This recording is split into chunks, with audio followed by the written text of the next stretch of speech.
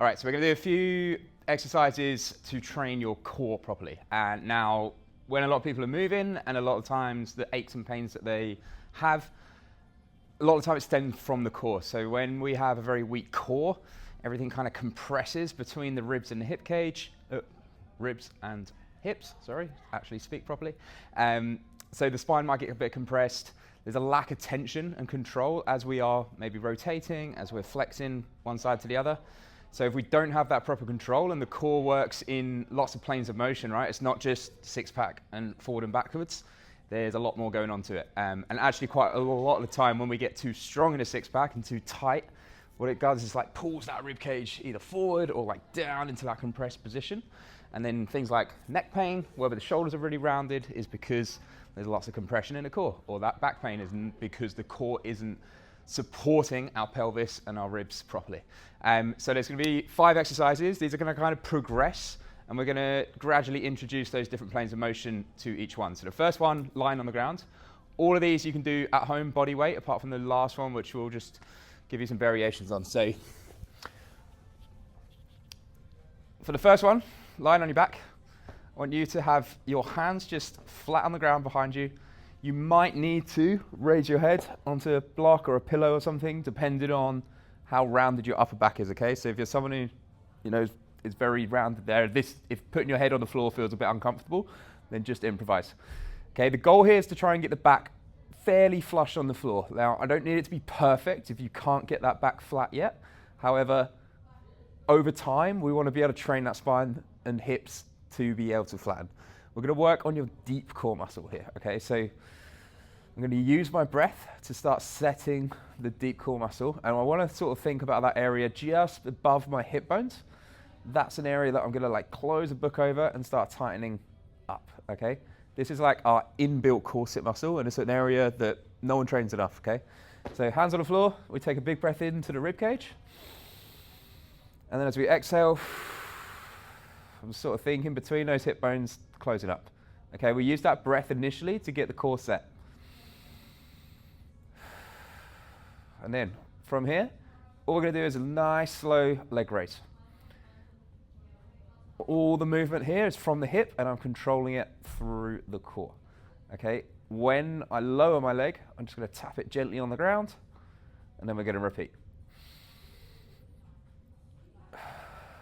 So with the breathing here, what I want you to do is focus on an inhale on the way up, and then an exhale on the way down. And this is like your entry level lower abdominal exercise, that lower core exercise, to start really feeling that engagement and what that deep core muscle is. At no point do we want the stomach to sort of push out into that kind of position. Yeah, that's going to not train the muscle that we're trying to hit here. We're trying to hit that deep core muscle, which is going to help properly support hips and rib cage, okay? So sort of between 6 and 8 reps on each side on this one. Strict with that back position, trying to stay flush on the floor, and then we're going to take it into our progression. Okay, so next exercise, similar position, lying on the back. We're going to find that flush position. If you want to set it up in the same way as the last exercise first, then great, and then one leg lifts, and then the other leg lifts as well. So we're doing a dead bug, but I want you to be really, really strict with that core position, okay? So you're using that breath again to get that lower core nice and set. And if we get that right, we're sort of really trying to pull everything down and in. And then same thing with the breathing. I'm gonna inhale to start, and then exhale and reach away. Inhale to return. Exhale, and other side. Okay, the further I straighten this leg out, the harder it's going to be, but you just got to be really, really strict with your core here. You can see my body starting to shake because I'm still working on my rib cage flare position, so for me that's a really tough area to start working.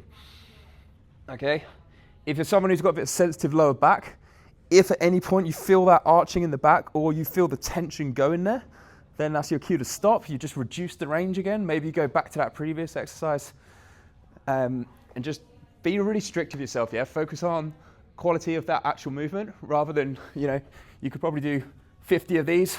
And a lot of people I work with, get prescribed this kind of exercise all the time to help with things like back pain, but it kind of just does nothing because they're not focusing on the actual inputs and what muscle they're trying to work. Okay, very slight progression from this one is to grab yourself a Swiss ball and to rest that Swiss ball between your hands and knees. Yeah, so don't have it resting on your belly like this. Just want a little squeeze, and straight away that's going to force you to engage that core more. And then we're just keeping the ball in place as we bring that arm and leg away from each other. You can see how slow I'm going here. I want you to kind of mimic that speed with these reps, because that time and attention is what is going to reinforce that position a lot more. Next up, we're going to start introducing a little bit of rotation, okay? So our obliques, internal, external obliques, they got lots of functions in terms of that connection and controlling that separation between the ribs and hips. Yeah, a lot of people really struggle to be able to rotate the hips and the ribs independently. For the rotation side of things, we're going to set up on your hands and knees, okay? Kind of like a cat-camel stretch, but just a little variation in terms of how we control the core. So here, all I'm thinking about is stacked with my hands underneath my shoulders and my knees underneath my hips. Okay, so a nice solid base. We're going to round the arch to back up first. In this position, it's a lot easier to get that lower core nice and pulled in. So that's why I like to start here. And then you're going to slowly, keeping the core nicely engaged. We're trying to now extend that spine the other way. So I've started in a flex spine position. Now we're going into extension. What we're aiming for again is that deep core muscle to be locked in, really tight.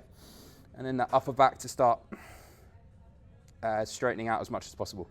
I want you to almost feel like your spine's getting pulled apart, yeah? So lots of space between each of the vertebrae.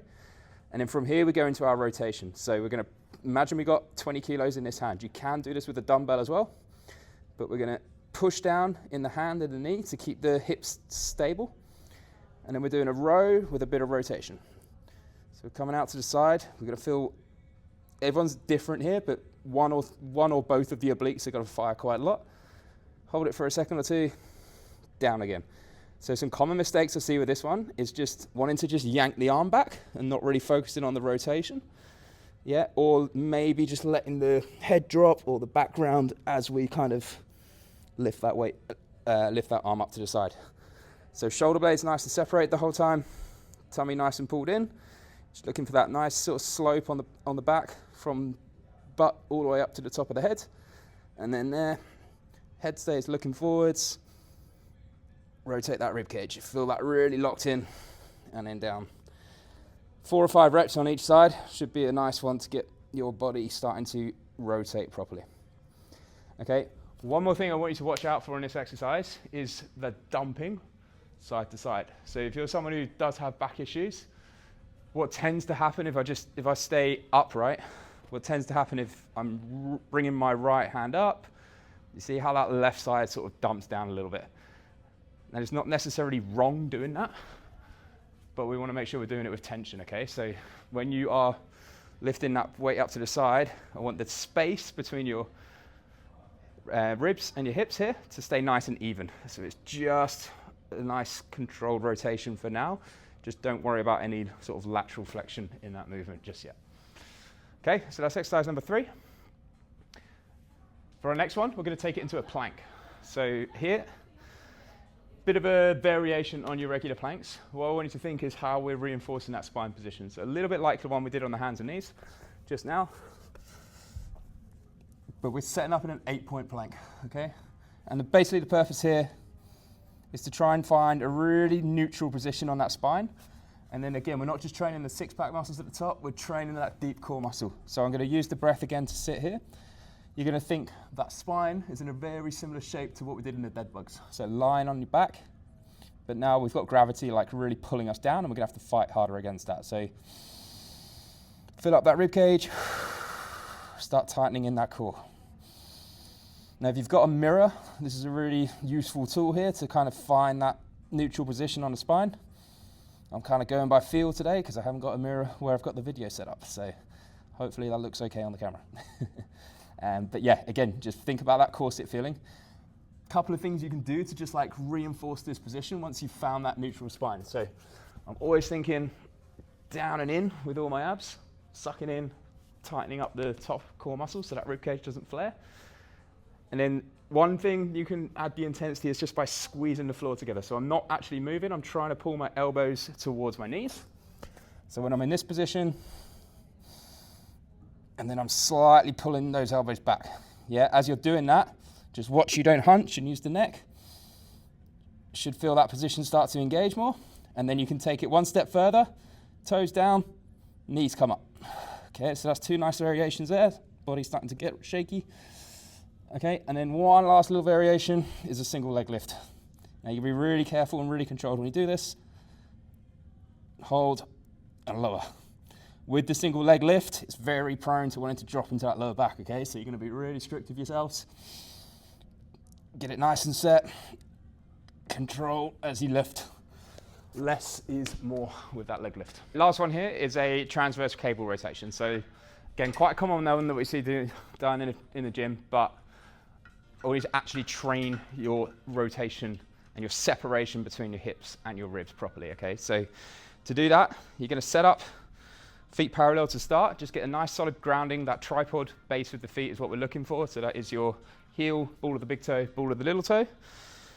So the big toes can wiggle. Make sure we're not pointed out. Make sure we're not pointed in. Just nice and straightforward with the feet. Knees stay soft. I like to imagine that I'm squeezing a ball together between my inner thighs, okay? So that's gonna help my hip stability. It's gonna train my obliques with my adductors as well. Okay, we're gonna start with that weight in front. And then keeping that spine nice and separated. So think almost like we did on the hands and knees in that exercise number 3. So we twist the body slightly to the right, letting us pull where it wants to go. And then we're gonna go the reverse. Really strict with those hips. Just to there. Again, this is another one when if you get it right, less is more. We shouldn't be like reaching all the way across side to side. Shouldn't just be yanking it with the arms. Lots of tension at the start. Use that pressure. So I'm breathing up in here, breathing in nice and tight. Try and relax the hands to stop you hunching up that neck too much. And then we're focusing on the direction of that rib cage, just pointing without those hips wanting to move.